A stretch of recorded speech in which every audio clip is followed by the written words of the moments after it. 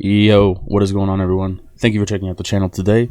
Today we are going to be going over the list that Tord Reklev just used to win his 5th international championship title. First off, that's an incredible feat. He's slowly making the gap larger and larger between him and the next competitor that has the most IC wins. So Tord just operates on a completely different level, and he tends to show that in his deck list, and this one is no different. Tord took the standard archetype of Charizard Pidgeot EX and added his own unique little twist to it, and it clearly did very well for him.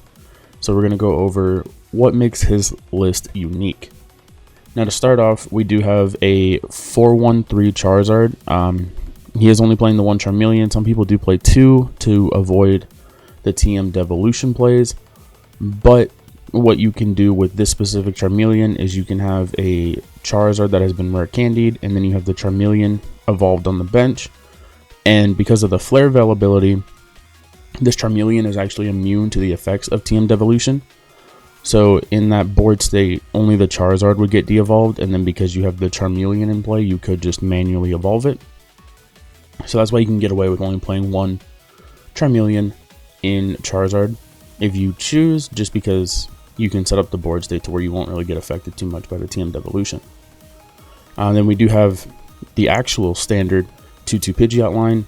Pidgeot's just an insane search card. We all know what it does. Once per turn, grab 1 card from your deck. Insane consistency. And then Tord chose to play the 1-1 Bibarel. This is also another way to play around TM Devolution.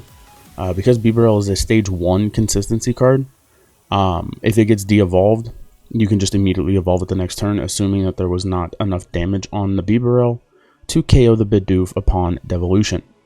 This does add some extra consistency in the late game because, as we can see, people were starting to play Roxanne and Ionos and high counts. So that means in the late game, you could, if you got like Roxanne to 2 and then de-evolved, rather than having no way to get out of that, you would have the Bibarel in your hand, which you could just evolve, draw 5, and try to reestablish your board from there. So I really do like the inclusion of the Bibarel into the Pidgeot variant of Charizard. And then for support Pokemon, we do have the Lumineon and the Rotom, just trying to set up as consistently as possible. Lumineon grab Arven 4 Stone Candy, Stone grab Pidgeot, Pidgeot grab Charizard, and you just are off to the races. And then Rotom giving you that extra 3 draw at the start or at the end of your first turn because you can't attack. Having this on your bench to just get that extra draw to potentially help you set up on turn 2 is really efficient. And then we are playing the typical Manaphy Jirachi combo to avoid things like Greninja and Jirachi and stuff like that. And then he was also playing the 1 Cleffa that really started to pick up in popularity at EUIC. Most people were playing this instead of Rotom as just a way to be able to have some consistency in the early game that you could grab off of Poffin, because that is now Rotom's biggest downside is we lost Battle VIP Pass. So now the only way to get it is off of Nest Ball or Ultra Ball. And so this Cleffa saw a lot of popularity at EUIC just because you get to go second, use Grasping draw until you have 7, and then Charizard is actually a deck that doesn't mind giving up a prize or 2 in the early game. So having this Cleffa be something that's really easy to KO is actually really efficient for Charizard. And then in the instance that it doesn't get KO'd, it does have free retreat, so it sticking around on the board isn't necessarily the worst thing in the world. So a lot of people chose to play this Cleffa, and I can see why. It's a very good option for a deck like Charizard. And we are still playing the 1 Radiant Charizard. It's just a great way to close out the games. And you're actually going to see that with the supporter lineup, you can kind of lean very heavy into making Radiant Charizard your endgame sweeper. Because Tord is actually choosing to play 2 Turo Scenario instead of just the normal 1 that we'll see. And with this, you get so much more access to cleaning up your board. So as the turns progress, you could start picking up Lumineon, picking up Rotom. You can even pick up a Pidgeot, pick up a Charizard, and you can slowly morph your board into all 1 prizers, which means that like if you attack with Radiant Charizard for a knockout, and your opponent's on 2 prizes, they've had the prize tempo on you, it means that they now have no way of getting 2 prizes. So then next turn, maybe you can, rare candy into a Charizard, or if you have the Charmeleon in play, you can manually evolve, hit the Charizard, take the last 2 prizes, and just kind of win from there. So that's kind of the idea behind the 2 turret scenario. And it's also because like bench base can get really tight, with the Bibarel, the Pidgeot, the Charizards, the Lumineon, the Rotom, Manaphy, Jirachi. So there's like a lot of bench sitters that you may need in certain matchups. So just having the extra ability to kind of, pick and choose what you want on your board at any given time is really efficient. And then Tord was only playing 3 Arven and 3 Iono. Normally we see 4 Arven in a build like this, but Tord's unique inclusion was Team Yell's Cheer. This is actually a really cool card because it lets you shuffle any combination of 3 Pokemon and or supporter cards, except for Team Yell's Cheer, back into your deck. So with this, you effectively can get 5 Boss's Orders, 6 Iono, 6 Arvens, 4 Roxannes, or any combination of the latter. But it also can let you get Radiant Charizard again. It can let you get your Charmeleon back. It can let you get Charizards back. So this one card opened up so many different avenues for play lines, for win conditions, for recovery. It's just like, it's crazy what that one card really did for the list like this. And it's typical Tord fashion to be able to find a way to make the biggest impact for the smallest cost of inclusion. And then other than that, the rest of the list is relatively standard. We got the 4 Rare Candy, 4 Ultra Ball, 4 Poffin, 2 Super Rod. He's playing 1 Nest Ball. This is kind of your way to get Rotom turn 1, because you can Arven for Nest Ball, Forest Stone. You can Forest Stone, or you can Nest Ball for Rotom, put the Forest Stone on the Rotom, and then Rotom for a Poffin and get, double Charmander or whatever. So that's just kind of the hedge for grabbing Rotom. You can also use it to grab like Radiant Charizard in like the late game. And then we do have 1 Lost Vacuum, 1 Counter Catcher, and then Tord chose to play Prime Catcher as his ace spec instead of Maximum Belt. We did see this come in handy quite a bit for him. Just being able to pick and choose where you want your prizes to come from is really key for a deck like Charizard. As we saw from lists of old with like the Azul crew, where they played upwards of 2 counter catchers and I think 3 Boss's Orders, because all you want to do in the early game is gust and take efficient KOs while you are waiting for your opponent to build up your Burning Darkness. Because in the early game, this isn't doing enough to like one-shot a lot of things. You can do 2 shots, but then your opponent's 2-shotting you, and it's much more fair. And Charizard is all about being unfair. And so that's why we play heavy gusting, so that way we can, try and tip the scales in our favor more often than not. And then for the rest of the tools, we are still playing the 1 Forest Stone for the Arven on the V Pokemon. Playing the 1 Choice Belt, so that way Radiant Charizard can hit 2 80s like Arc and Tina. Playing 1 Defiance Band, so Charizard can do the same thing, but then you can also put it on Charizard EX and hit 330 in the mirror if your opponent has taken 4 prizes, which is really big. And then we do have the 1 Collab Stadium. Goes hand in hand with the Turo scenario, just board cleaning. And yeah, it also helps against like your opponents too. I think we saw on stream one game where a Collapsed Stadium prevented someone from putting down like an extra Charmander, and that ended up mattering later on in the game. So the bench limitation from this card is actually really huge, and it definitely can come up. And then to round out the list, we are just playing the 6 basic fire energies. And yeah, guys, that was the list that Tord Reklev just used to win his 5th international championships by winning EUIC this past weekend. Congrats to Tord. He's built different. He plays on another level. And I'm excited to see the day that someone starts to challenge his accomplishments at ICs. But yeah, guys, remember, if you do enjoy this kind of content, hit the subscribe button, hit the like button, and then go ahead and leave me a comment down below which one of Tord's IC wins was your favorite. I was a big fan of his Zoroark Golisopod list that he used to win. I don't remember what IC it was off the top of my head, but it was one of his first ones. I really liked that list at the time. It was very unique, and it was, you know, the deck that ended up laying down the path for us to understand how Tord operates when it comes to deck building. Alrighty guys, I'm going to go ahead and send you guys off to the gameplay.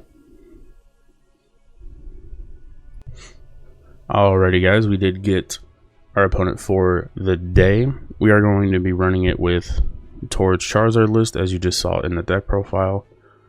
I don't want to necessarily say I'm excited to play this, because at the end of the day it is Charizard Pidgeot, and that's just, I'm not a fan of Charizard. It's really annoying to play against. Like, it's very clearly very strong, and sometimes it just gets a little overwhelming, but you know, you can't deny its power. So yeah, I am, whoa. Okay, so we started Cleffa, which is cool, but we also started 3 Buddy Boffins. We are playing against an Arc variant. It's either going to be probably Arctina or Arc Armarouge. Arc Armarouge did see a little bit of play at EUIC, and it saw success as well. Alright, so we're going to go Pidgey, Charmander. We did prize a Charmander. We have the Charmeleon. We prized the Pidgeot. No, we didn't. The Rotom, 2 Boss, 2 Turo, 3. Prized an Iono. An Ultra Ball. A Rare Candy. And a Fire. Okay, so we're gonna go do this. And then I'm gonna grab these, and then I'm gonna pass. So now we have it set up to where we can Lumineon for Arven for Rare Candy Forest Stone, Rare Candy to Pidgeot. Pidgeot can grab us another Rare Candy. The Forest Stone could grab us Charizard, and then we can get off a turn 2 180. Okay, so we're playing against Arc Pidgeot with Grass Energies. So we have the option to go really aggressive here and just hit this Arc for 180, which I don't hate, because they really can't share and care this. Otherwise, they're just going to be attacking with another Arc V. Putting the Lumineon in play does mean that they could evolve, use Starbirth to grab Boss, which I think is fine, because then that puts us up to 240. So we're going to go Luminous Sign, grab Arven. I just want to make sure. Yeah, the Rare Candy. Okay. That's what I thought. I just wanted to make sure. We're going to Arven or Rare Candy, Forest Stone. And as you can see, this deck is just insane. We can go Forest Stone. We can go double Computer Search pretty much. We're going to grab Charizard. We're going to Star Alchemy. Grab Rare Candy. Rare Candy Charizard. And like, look at how much pressure we're putting on the opponent already, and this is just the start of turn 2. Like, we've got a Charizard set up, a Pidgeot set up. We have, you know, the free retreat and the Cleffa, which is kind of irrelevant now because we have Pidgeot. We have the Bidoof on the bench to potentially get into Bibarel. Like, we could even get into Bibarel next turn if we wanted, which I might do. Okay, they had the Arc V Star. I wouldn't be surprised if the Starbirth grabs like Rare Candy Pidgeot and the Pidgeot grabs double Turbo. Because that's like fully set up, and then if they just have another V then that would be alright. I feel like it's going to be Boss Luminion though. Okay, Rare Pidgeot. Not surprised to see that. Quick search.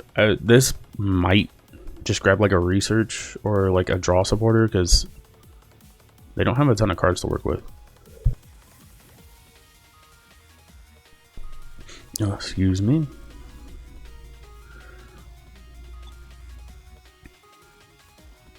Yeah, I'm not surprised that that game was going nowhere for our opponent. So yeah, we're gonna go ahead and play another game, but that game definitely shows just the pure consistency of Charizard. Like turn 2, we had Pidgeot, Charizard, hit for 180. We had the potential for the Bibero, and it was just already not looking good for our opponent. So we're gonna go ahead and queue up for another one right now. Alrighty guys, we did get our second opponent for the day. Let's see if we can get as good of a start as we got last time. That last game was insane. It was over on turn 2. Alright, so we did lose the coin flip. So our opponent is going to determine who goes first. I would not be surprised if they go first. If they go second, it's probably going to be something like Ancient Box or Iron Hands. The opponent's going to go first, so they are a setup deck. Would not be surprised if they are playing something like Excalibur with those sleeves.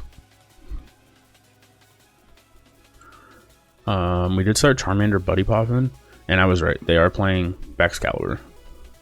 And see, this is kind of the disadvantage of using like matching cosmetics, is that, you know, you give away what deck you're playing, which, you know, may not matter mostly to some people, but like if you're trying to climb through the ranks, I would really try to use like neutral cards, because this is a best of 1 format. So like if your opponent gets a read on what you might be playing from your cosmetics, then, you know, they could choose to go first or second depending on, you know, that, or they could set up differently with their starting Pokemon. And it can make a big difference. It can make you know, your grind a lot easier or a lot harder depending on how your opponent chooses to play. So just like a pro tip, if that's something that matters to you. So our opponent did Buddy Poppin' for the Ditto. They're going to Ditto for the Chien-Pao.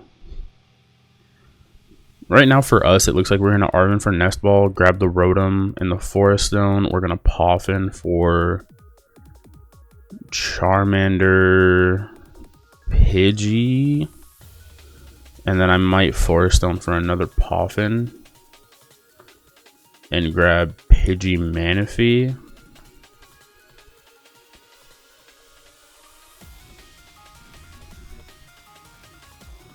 I think that's what I would do.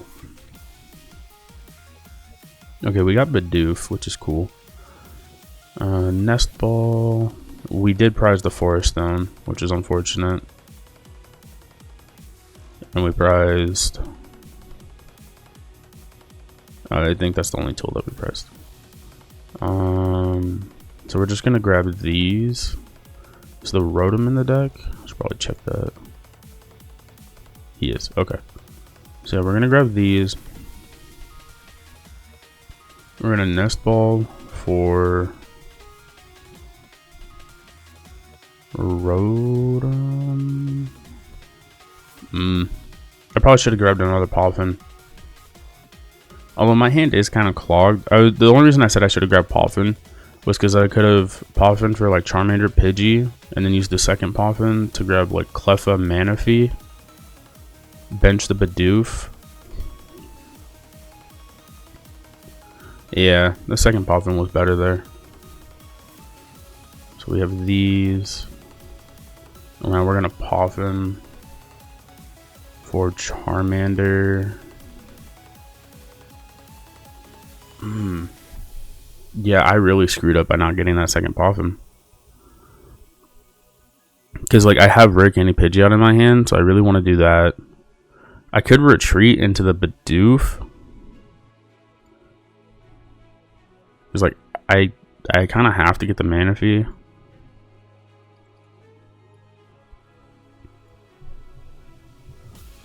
I actually might just retreat into the Rotom, as crazy as that sounds. Because it forces the most amount of energies out of them, and if they do KO the Rotom, then I now have enough damage to KO the Chien-Pao. So I don't hate that. I think I'm just going to do this just to get it out of my hand, and then I'm going to go for the instant charge. And those were very good cards, because now we have Rare Candy Pidgeot. Pidgeot grabs Rare Candy evolves into Charizard, and then we can counter catcher the Baxcalibur, and we can Ultra Ball away Boss, and the other Pidgeot grab Bibarel. So our hand is set up to be very good, assuming our entire board lives. And it's also kind of weird to like set up Pidgeot in this matchup because they do play the Iron Hands, but Iron Hands can never deal with Pidgeot unless it gets hit with a Moonlight Shuriken. Okay, so they do have an Irida.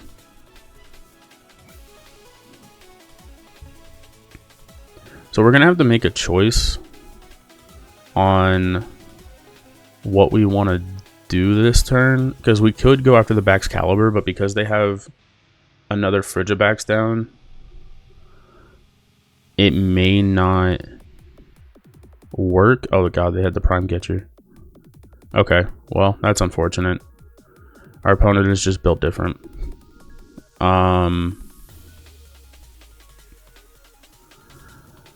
That is unfortunate. So we're probably going to be using Cleffa this turn.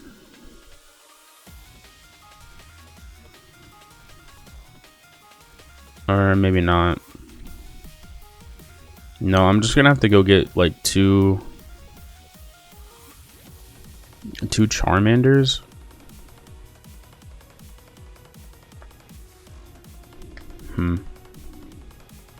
Yeah, that was not good.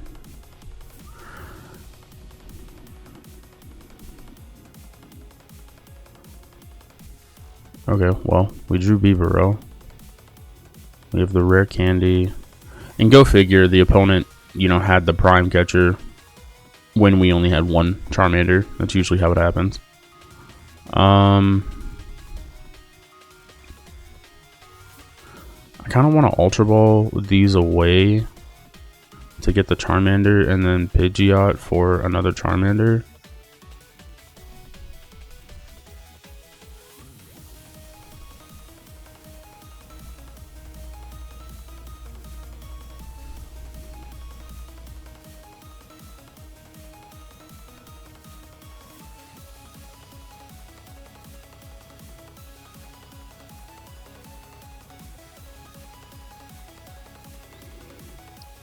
Part of me still kind of wants to go into the Rotom, because if we go into Rotom and they take the knockout, then we could go like counter catcher Bidoof or Bibarel, whatever they have, and then Roxanne them to 2. So I don't like it, but I think this is what we have to do. Radiant Charizard is also another out we have.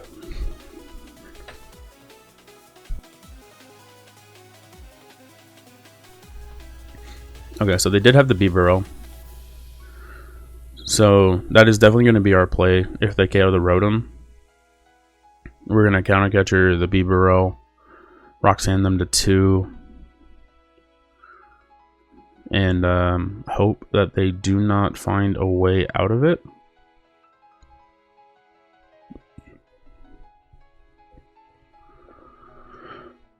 Because, so we're going to probably have to KO the Bibarel with Charizard EX, because that is the hardest thing for the opponent to get the return KO on. Although I wonder if they're just going to set up a second backs here. That would make sense to me. Grab Ultra Ball. Doesn't grab a water Pokemon though. Like they could have grabbed another Chien-Pao. Okay, that was smart for them to grab a second Bidoof. So they're playing very well. They understand their lose conditions, and so they're playing around it really well. Because now, if we KO the Bibarel, they have the chance of drawing into the other one.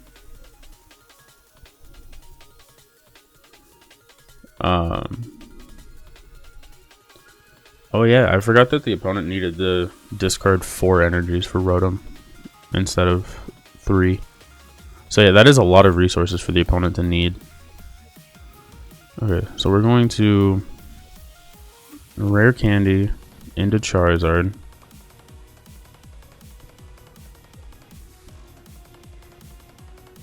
I should have benched the Radiant Charizard.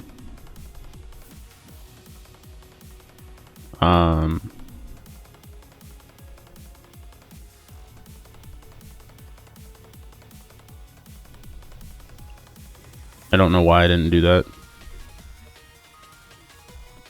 But see, this is a board state where the Turo on the Manaphy makes more sense. Granted, we do have the Charmeleon and the Radzard now, so that would be a way for the opponent to take 2 prizes if Manaphy's not in play.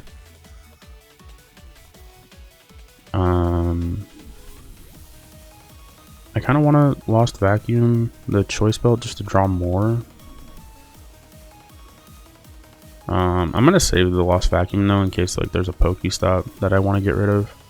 Okay, we're just gonna quick search, and we're gonna go grab Roxanne.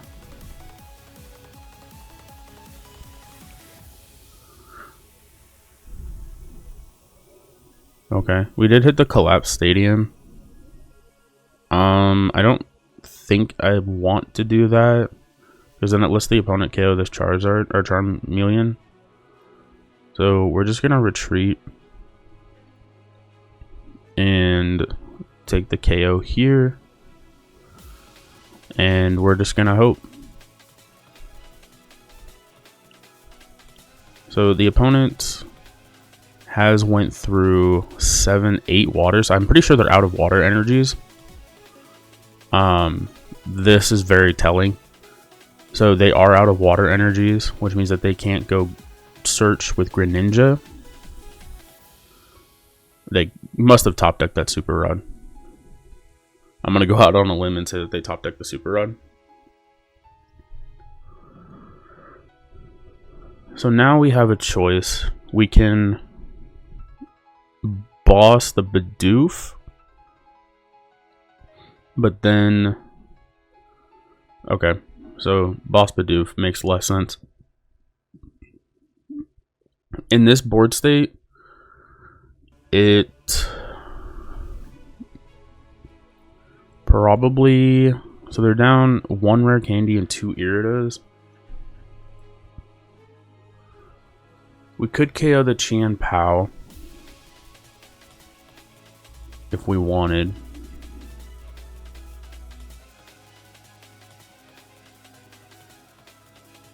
Because I'm looking at boss's orders.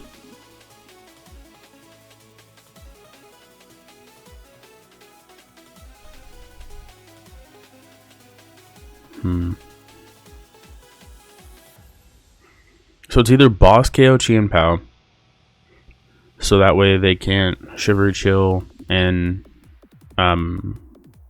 concealed cards,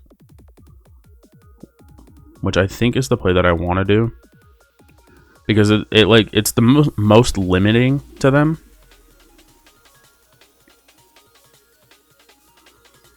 Because now they have to promote like the Frigibacks again, and they just have to hope to hard draw into like Bibarel or a water energy.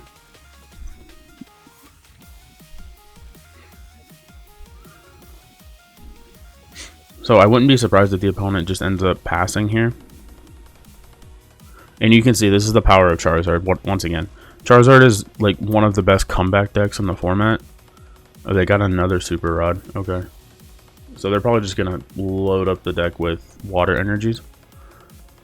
Chien-Pao Bibarel. Makes sense. They're increasing their outs for like everything. How do we... So like I could Team Yell's Cheer, grab like Roxanne and both Boss. Which I don't hate.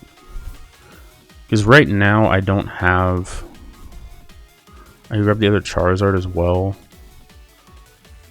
Super Rod in the fire.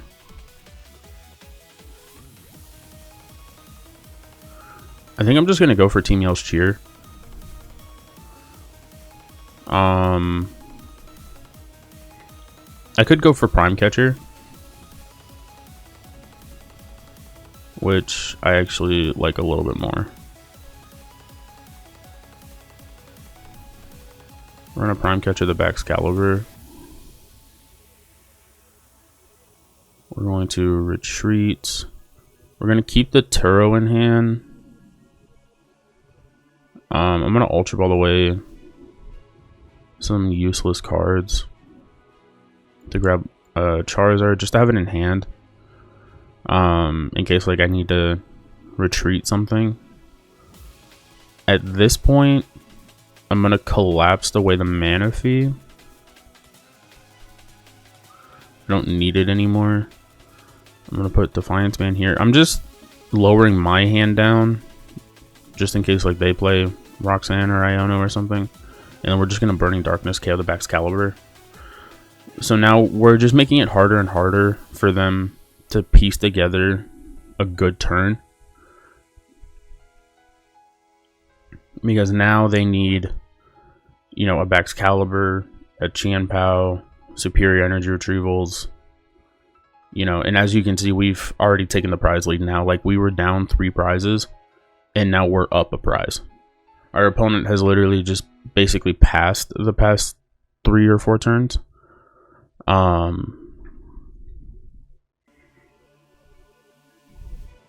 And this is like borderline checkmate at this point. We're gonna quick search for... I'm just gonna grab the Team Yell's Cheer. And I'm gonna Team Yell. Put in Boss, Roxanne. And we're gonna KO the Bidoof. Now I don't think the opponent really has any way around this. Other than like boss stalling. But we have the Turo in hand. And we have the other Charizard in hand for the retreat if we need it. So like I think our opponent is just cooked. Like that Roxanne Bibarel play just completely destroyed them.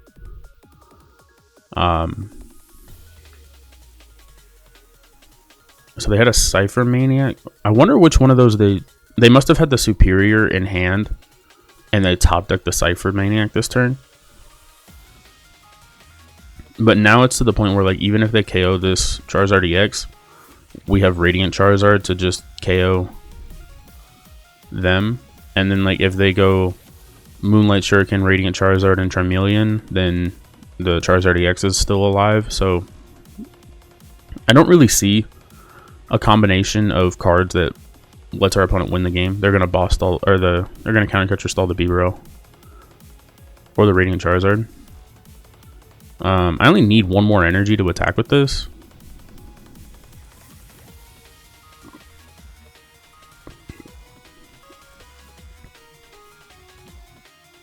I also just have the Turo, so